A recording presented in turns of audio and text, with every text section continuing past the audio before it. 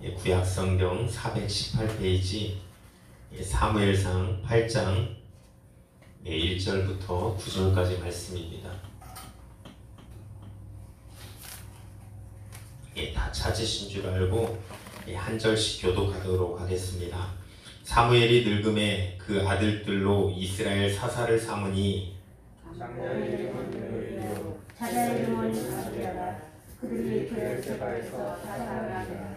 그 아들들이 그 아비의 행위를 따르지 아니하고 이를 따라서 뇌물을 취하고 판결을 굽게 하니라. 이스라엘 모든 장로가 모여 라마에 있는 사무엘에게 나아가서 그에게 이르되 보소서 당신은 늙고 당신의 아들들은 당신의 행위를 따르지 아니하니 열방과 같이 우리에게 왕을 세워 우리를 다스리게 하소서 한지라. 우리에게 왕을 주어 우리를 다스리게 하라 한 그것을 사무엘이 기뻐하지 아니하여 여호와께 기도하니 여호와께서 사무엘에게 이르시되 백성이 내게 한 말을 다 들으라. 그들이 너를 버림이 아니요 나를 버려 자기들의 왕이 되지 못하게 함이니라. 내가 그들을 애굽에서 인도하여 낸 날부터 오늘까지 그들이 모든 역사로 나를 버리고 어르신들의 성경같이 내게도 그리하노라. 다 같이 읽겠습니다. 그러므로 그들의 말을 듣되 너는 그들에게 엄히 경계하고 그들을 다스릴 왕의 제도를 알게 하라. 아멘. 오늘 본문의 말씀을 중심으로 은혜 받는 시간 되기를 간절히 축원합니다. 사도행전 사무엘상 7장과 8장에는 시간의 차이가 있습니다.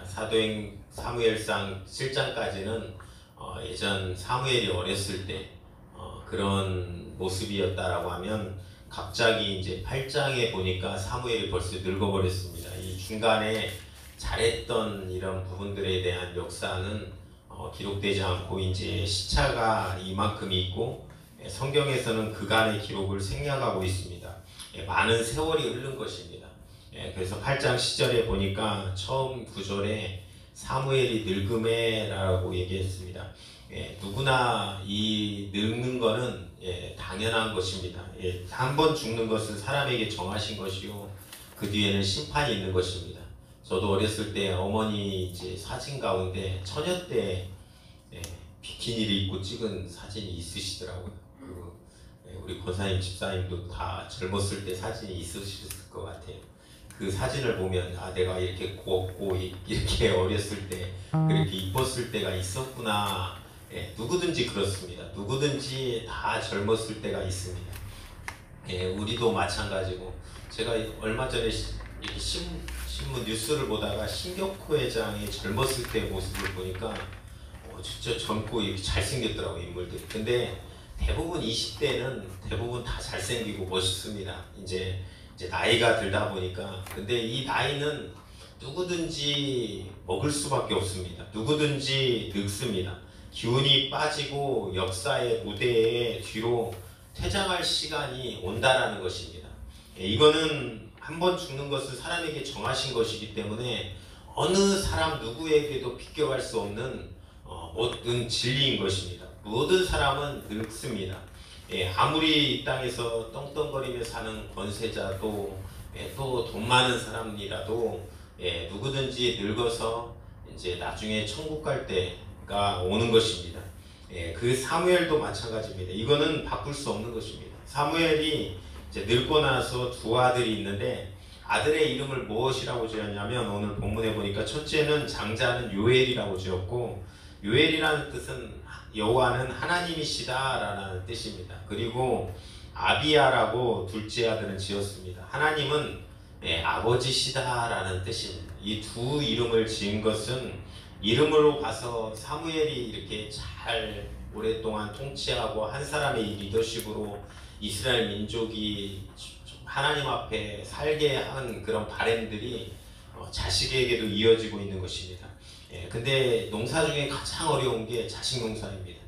그렇지 않습니까? 키워보신 분들은 알 거예요. 우리 자식이, 우리 자녀가 이렇게 성장했으면 좋겠다. 항상 자녀를 보면서 기쁠 때도 있고 슬플 때도 있고 근데 이제 나중에 이제 나빈이가 좀 더 나이 먹고 나서 깻잎 머리를 하고 다니면 제가 막 그럴 것 같아요.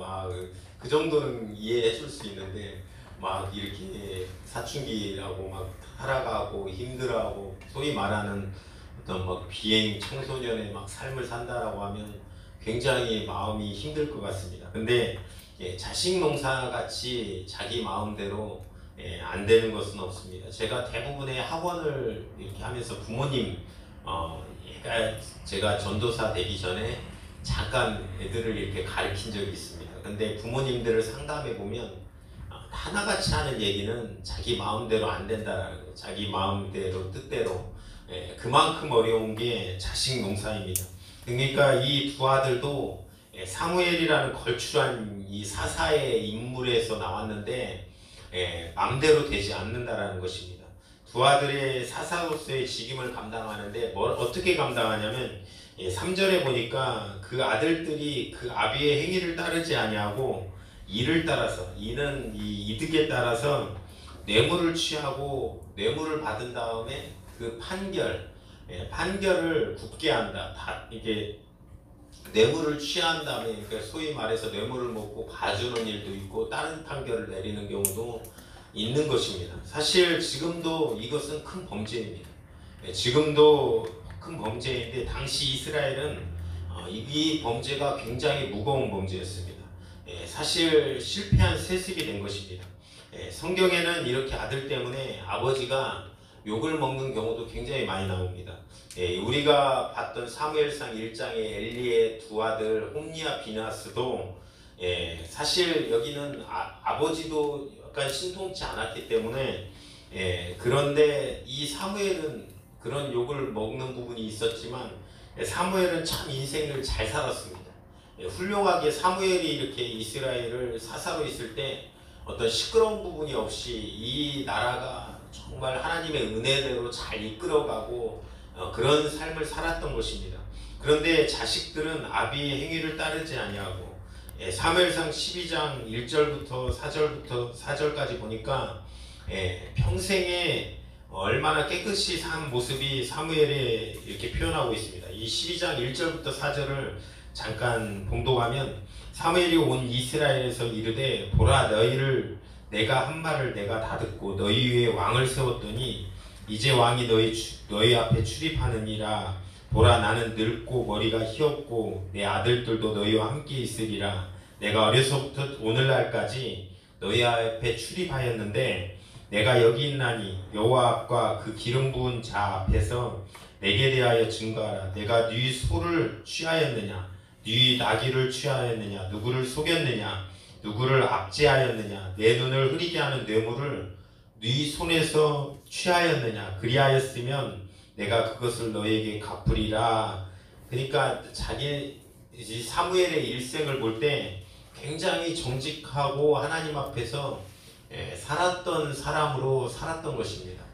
그런 삶을 살았던 것이 사무엘의 삶입니다.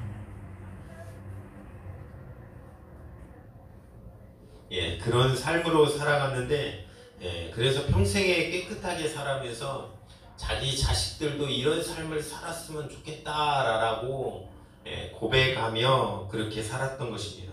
근데 아들들은 사실 그 모습을 지키지 못했습니다. 사실 지금도 이런 교회 가운데 이제 세습이라는 부분들이 대두가 되는 것입니다. 저도 이제 장로교 통합 측에서 컸는데 통합 측의 가장 큰 교회 중에 하나인 명성교회가 있습니다. 명성교회 이제 반대하는 부분도 찬성하는 부분도 있어요. 반대하는 사람들의 대부분은 공평하지 않다라는 거예요. 그것이 공평하게 그 아버지의 신분이 아니었다라고 하면 그곳에 갈 수 있냐는 거예요. 그런 부분들이 이제 반대하는 부분에서 얘기합니다. 또 찬성하는 사람들은 아들이 해야 그나마 좀 더 잘 이어가고 가장 잘 따를 수 있다라는 거예요.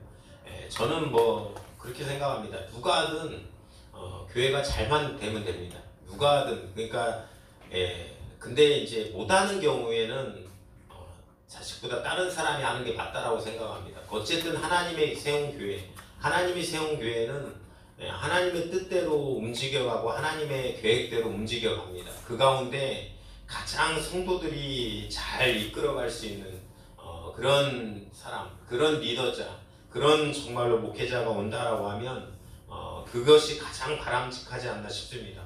사무엘상 8장에서는 큰 이제 다시 한번 왕권 시대로 넘어가는 그런 계기가 됩니다. 이때까지 족장 시대에서 아브라함의 족장 시대에서 이제 사사기의 사사 시대로 넘어와서 그 다음에 이제 이 시대가 이제 왕정 시대로 넘어가는 이 사무엘상의 8장부터 왕을 세워달라고 요구를 하는 것입니다. 그래서 4절부터 5절까지 여러 가지 이유를 백성들이 댑니다. 뭐라고 얘기를 드냐면 이제 사무엘이 당신이 늙었다라는 거예요. 그리고 당신의 아들들은 당신과 같이 안 한다라는 거예요. 당신과 같이 판결을 이렇게 정확하게 하는 것이 아니라 판결을 굽게 하고 그것을 위해서 그것을 뇌물을 받고 판결을 달리하는 표현들이 나온다라는 것입니다. 그래서 이제는 우리에게 왕을 달라는 거예요. 이제 왕을 달라. 근데 그러고 나니까 사무엘이 이것이 굉장히 힘들었습니다. 왜 그러냐면 자기의 평생의 삶을 바쳐서 이 이스라엘 민족을 위해서 잘 해왔는데 백성들이 계속해서 어떤 이제는 당신도 필요 없고 당신 아들도 필요 없고 이제 왕을 달라라고 요구를 하는데 사무엘의 자세는 듣습니다. 우선은 참 멋있는 것 같아요. 이런 성품의 리더가 참 괜찮은 리더인 것 같습니다. 8절, 6절에 보니까 사무엘이 기뻐하지 않지만 하나님께 기도합니다. 하나님께 기도로 하나님의 가장 계획을 물어보는 것입니다. 근데 하나님의 대답이 무엇이냐면 이들이 너와 그리고 너를 반대하고 너를 그렇게 반대하는 것 같지만 실상은 그들의 마음속에 왕을 자꾸 선택하는 이유는 나를 반대하는 거다. 나를 거부하는 거다라고 하나님께서 얘기하시는 것입니다. 그 큰 문제는 이스라엘의 큰 문제가 이겁니다. 하나님의 리더십, 하나님이 끌고 가는 그런 통치, 그것을 눈으로는 보이지 않습니다. 사실 눈으로 보이지 않기 때문에 자꾸 어떤 눈에 보이는 어떤 것을 만들고자 하는 것입니다. 그래서 주변 나라를 이렇게 살펴봤더니 블레셋이라는 나라도 왕을 두고 있고 왕이 통치하고 있고 다른 나라도 다 왕이 통치하고 있다는 것입니다. 모든 나라와 같이 그래서 우리도 왕을 달라. 출애굽기 32장에 보니까 모세가 여호수아를 데리고 시내산에 올라가서 율법을 40주야로 하나님께 율법을 받습니다. 그때 이스라엘 민족이 무엇을 하냐면 이 아론을 부추겨 가지고 밑에 금송아지 신상 우상을 만듭니다. 우상을 만들어 놓고 이 보이는 거를 달라는 거예요. 우리가 보이지 않는 하나님의 리더십을 인정하는 것이 아니라 계속 눈에 보이는 어떤 우상적인 모습을 계속 보여달라는 것입니다. 그것이 성경은 그것을 우상이라고 합니다. 교회는 그렇게 움직여서는 안 되는 공동체입니다. 사실 교회는 하나님께서 교회를 그 마태복음 16장에 그 베드로의 고백을 통해서 교회를 세우셨습니다. 그리고 나서 음부의 권세가 이기지 못한다라고 하셨습니다. 교회는 어떠한 상황, 누가 끌고 가는 것이 아니라 어떠한 사람이 없어도 하나님께서 끌고 가십니다. 아멘이십니까? 내가 없으면 안 돌아간다. 막 이런 자세, 물론 이렇게 충성하는 모습도 필요합니다. 중직이라면 그런 책임감도 필요합니다.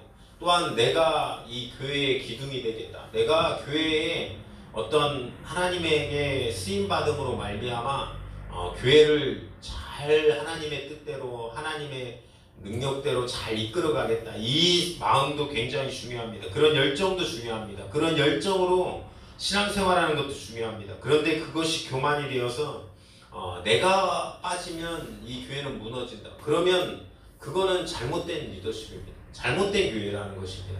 왜 그러냐면 하나님의 교회는 누가 있든 예수 그리스도만 있으면 누가 오든 누가 있든 그것은 하나님의 교회는 이루어져 가고 계속해서 성장하고 나타나야 되는 것이 올바른 교회라는 것입니다.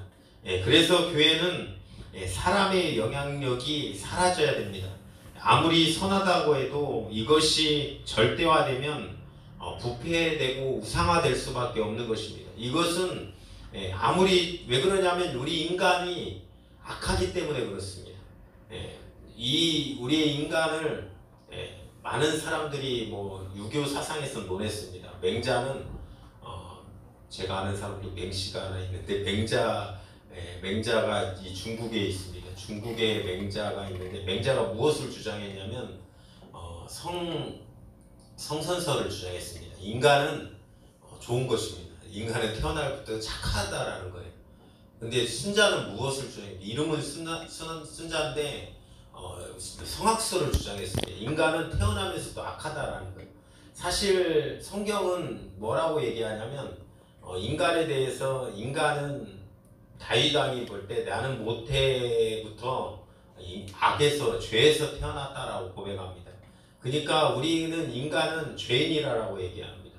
그래서 저는 사실 제가 생각할 때 성경은 악한 인간을 악하다라고 봅니다.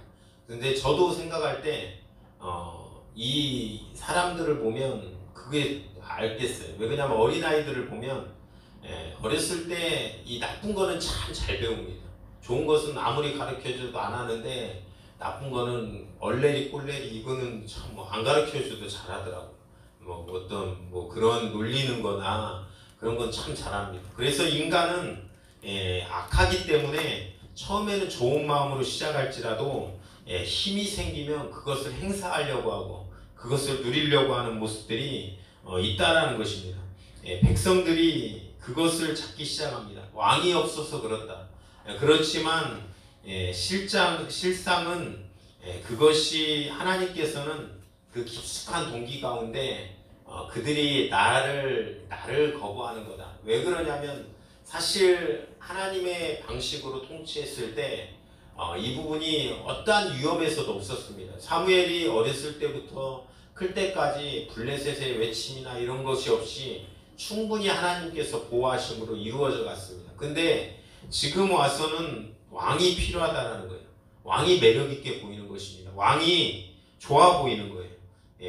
이것을 아시고 신명기 근데 하나님께서는 전지하시고 전능하신 분이시기 때문에 미리 아셨습니다. 이 모세오경을 지을 때도 신명기 17장에 보니까 훗날에 니네들이 이 백성들이 왕이 필요하다라고 할 것이다. 그 중에 3가지를 금하고 1가지를 꼭 해라라고 이미 명하셨습니다. 신명기 17장에는 뭐라고 하냐면 말을 많이 두는 것을 금하고 아내를 많이 두는 것을 금하고 은금을 많이 가지는 것을 금해라. 그리고 말씀의 등사본을 옆에 두고 항상 낭독하고 그 말씀을 지키는 것을 해라. 이 3가지를 하지 말라. 그리고 1가지를 해라라는 것을 미리 얘기했다는 것입니다. 이미 알고 있었습니다. 왕이 되면 권력이 생기면 누구든지 이 성적인 부분 그리고 아내를 탐하는 거 은금을 많이 가지는 거 최근에 저는 이제 뉴스는 자주 봅니다. 뉴스를 보는데 이제 이 나라와 어떤 전 세계가 어떻게 돌아가는가 이 상황을 많이 보기 위해서 참 재밌는 기사가 났더라고요. 푸틴이 이제 어떤 38살인가 그 체조 금메달 딴 거기가 이제 작년에 2018년에 없어졌는데 푸틴의 쌍둥이를 갖다 뭐 이런 기사가 떴더라고요. 근데 그 처음에 연예 기사를 냈던 곳이 그 연예 기사를 냈던 그 신문 방송국은 아예 없어졌습니다. 푸틴이 없앴어요. 근데 참 무섭더라고요. 공산주의가. 뭐 말만 하면 완전히 그 언론사는 없어지더라고요. 근데 대단한데 어쨌든 왕은 이런 구약에서도 마찬가지입니다. 이 성경에서도 마찬가지예요. 사사기에 보니까 기드온이 나중에 이런 권력을 잡고 나니까 뭐라고 합니까? 은금을 내게 가져와라. 그러니까 돈을 나에게 줘라. 그리고 나서 자식이 얼마냐면 남자만 70명을 낳습니다. 자식을 70명을 낳으려면 한 명의 부인한테는 낳지 않았을 거 아니에요. 그런 부분들이 또 나타나고 또 권력욕이 생깁니다. 그래서 아비멜렉이라는 이름의 뜻은 내 아버지는 왕이라는 뜻이에요. 그러니까 자기는 뭐라는 거예요? 자기가 왕이라는 거예요. 내 아들 이름을 짓고는 딸을 낳고 딸 이름을 공주라고 짓 거예요. 실제 공주라는 이름도 저도 봤는데 아들을 낳고는 왕자라고 짓 것입니다. 그것이 이제 자기의 권력욕을 얘기하는 거예요. 그렇게 살아갔다라는 것입니다. 그것이 이제 그렇기 때문에 미리 하나님께서 이 권력을 가진 사람들의 마음을 아시고 세 가지를 금하고 한 가지를 해라라고 얘기했습니다. 그러면서 허용을 하십니다.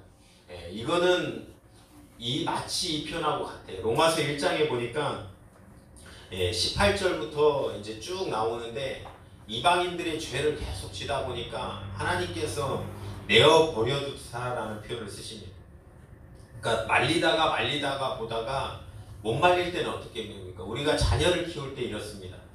자녀가 막 엇나가고 처음에는 몽둥이로 때리고 그렇게 살면 안 된다라고 하고 권면합니다. 근데 자꾸 계속 그래요. 근데 그렇게 살지 않기를 바라지만 이제 자꾸 그러면 나중에는 어떻게 됩니까? 그냥 포기하는 거예요. 마음속에서. 그래서 네가 한번 해볼 때까지 해봐. 그러네. 그 마음은 어떻습니까? 다시 돌아오기를 바라는 마음을 가지는 것입니다. 그것이 오늘 다시 본문으로 돌아가서 그게 하나님의 허용이었습니다. 하나님, 네가 그래 왕을 바라면 왕을 한번 세워봐. 그러면서 이제 왕의 제도의 병폐에 대해서는 얘기를 해라. 그럼에도 불구하고 니네들이 그렇게 선택을 하면 그렇게 하라라는 부분이 하나님의 표현입니다. 9절부터 11절까지는 왕정의 제도의 병폐에 대해서 얘기합니다. 매력적이고 좋아 보이지만 어떤 열매를 거두냐, 어떤 열매를 나타내느냐 보니까 11절에는 징집을 한다라고 합니다. 너희 아들을 징집할 것이다. 그러니까 네가 전쟁을 하거나 네가 어떤 일에 필요할 때 이 많은 이스라엘 민족들의 아들들을 끄집어서 써먹을 것이다. 그리고 12절 13절에는 아들들을 왕의 밭을 갈게 한다. 그러면 왕의 뜻대로 자기 먹고 살기 위해서 많은 사람들을 다스릴 것이다. 딸을 향료 만드는 자와 또한 여러 가지 표현이 있는데 그 향료 만드는 자, 요리하는 자와 떡 굽는 자를 삼을 것이요. 여기서 향료 만드는 자는 성적 놀이개를 삼는다는 것입니다. 그렇게까지도 말하는데 19절에는 자식들이 그 백성들이 우리도 계속해서 왕을 달라라고 얘기하는 것입니다. 계속 왕을 주십시오. 우리는 왕이 필요합니다. 인간은 참 돌이키는 것과 회개하는 것이 안 되는 존재입니다. 끝까지 가는 것. 그러다 보니까 내어 버려두는 것이 하나님의 완전한 유기 같습니다. 내어 버려둬서 포기한 것 같아요. 내 자식을 내어 버려두고 그런데 그 부모님은 어떻습니까? 그 자식이 다시 돌아오기 위해서 무릎 꿇고 기도하고 또 그 뒷면에서 하나님 다시 돌아오게 해달라고. 제가 만난 부모님들은 상담해 보면 자식이 사춘기 때 엇나가고 또 커서 엇나가고 또 철이 들지 않아서 이렇게 방황할 때 저하고 얘기하시는 부모님들은 다 그렇더라고요. 우리 자식이 빨리 돌아와야 된다고 화내면서 처음엔 했지만 이제는 반쯤 내려놨어요. 반쯤 내려놔서 이제는 내 뜻대로 못하고 내 맘대로 못한다. 그러면서 반쯤은 내려놓고 나서 이제는 그러나 다시 한번 하나님의 은혜로 마치 그 탕자가 돌아오기를 바라는 아버지의 심정이 있는 것입니다. 우리 하나님께서도 이런 마음이십니다. 아예 그냥 버려둬서 지옥 가서 죽어버리고 어떤 인간이 지옥 갈 자가 아니라 한 가지 대안들을 꼭 세우신다는 것입니다. 하나님께서 세운 대안이 무엇입니까? 이 이스라엘 민족이 백성들의 이렇게 왕을 세워달라고 해서 그 다음에 세워지는 사울 왕이 하나님이 경고한 대로 초대왕 사울이 이스라엘을 어렵게 만들고 착취하기 시작합니다.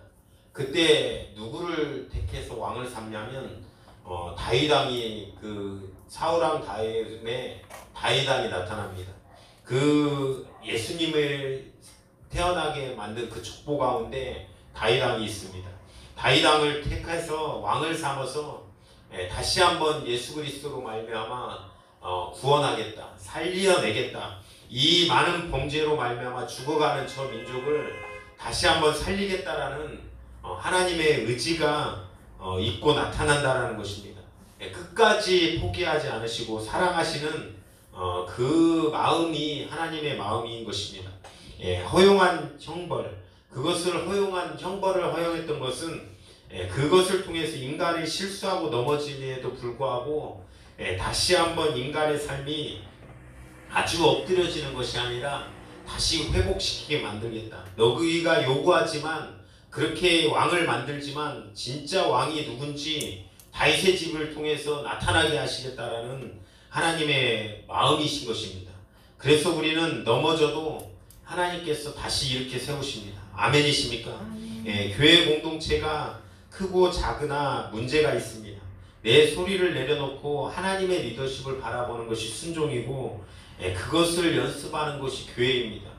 우리는 끊임없이 다른 것을 요구하고 찾습니다. 주님 외에 끝까지 사랑하시는 하나님의 사랑은 없다라는 것입니다. 어떠한 사랑도 끝까지 포기하지 않는 사랑, 배신자도 배신에도 품어주시고, 지난 수요일날 이 베드로가 이렇게 예수님을 배신하고 살아갔음에도 불구하고 끝까지 품어주시고 끝까지 기다려주시고 그 사랑이 우리를 다시 한번 하나님의 뜻대로 살게 만듭니다. 그 사랑이 다시 한번 우리를 뛰게 만들 것입니다. 그 사랑을 맛본 사람만이 다시 한번 일어나 하나님의 걸음을 걸어갈 것입니다. 그래서 다시 한번 주님으로 말미암아 이기고 승리함으로 말미암아 모든 문제를 이기고 승리하시는 우리 성도님들 되시길 간절히 축원합니다. 그 하나님의 끝까지 버리시지 않는 사랑, 그 사랑으로 말미암아 승리하시는 우리 모든 성도님들 되시길 간절히 축원합니다. 오늘 이 시간에 합심으로 기도하실 때 하나님 오늘도 불러주셔서 예배할 수 있도록 도와주시는 애 감사합니다. 하나님 우리는 정말로 넘어지고 곁길로 가고 가끔 다른 것 보고 다른 정말로 방향으로 나아가려고 합니다. 그러나 정말로 주님 우리를 끝까지 버리시지 아니하시고 사랑하시는 주님의 정말로 그 사랑이 우리 안에 있음을 고백합니다. 그 사랑 때문에 다시 한번 돌아와 하나님